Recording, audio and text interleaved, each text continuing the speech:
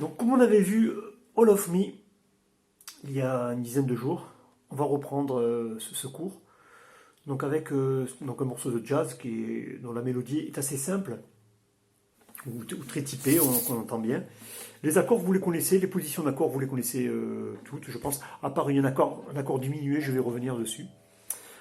Donc, allons-y. C'est une structure A, A', c'est-à-dire que c'est quasiment les mêmes, sauf ce sont les fins qui changent. Je vous montre ça.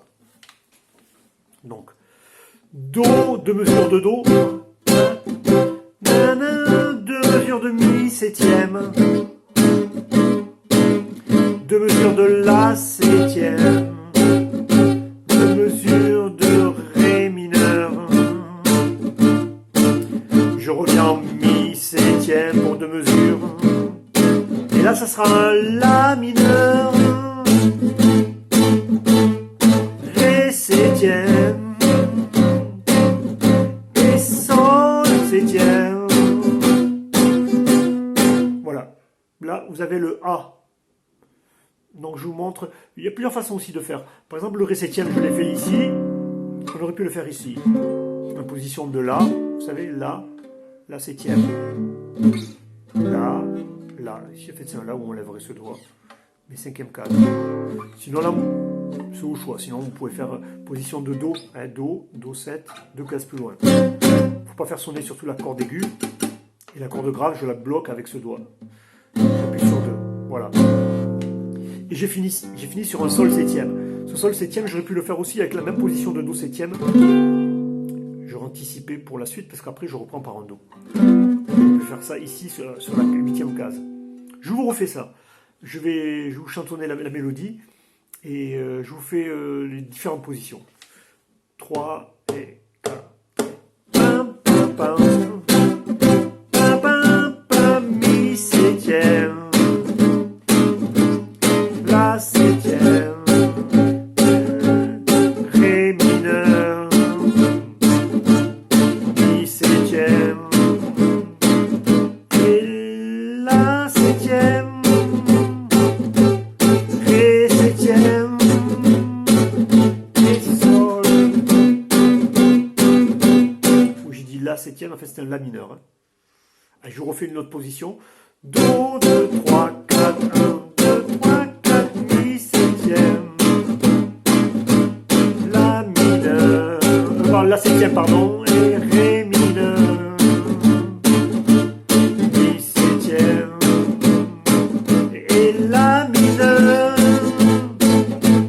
Ré septième, que je peux faire ici, et Mi et Sol septième. Ok, deuxième partie, qui reprend pareil. Do septième, Do pardon, et Mi septième, La septième, et Ré mineur. Donc jusqu'à là c'était pareil. Et ça où ça prend une autre direction, ça, on va vers la conclusion. Fa, une mesure de Fa, Ré que vous connaissez.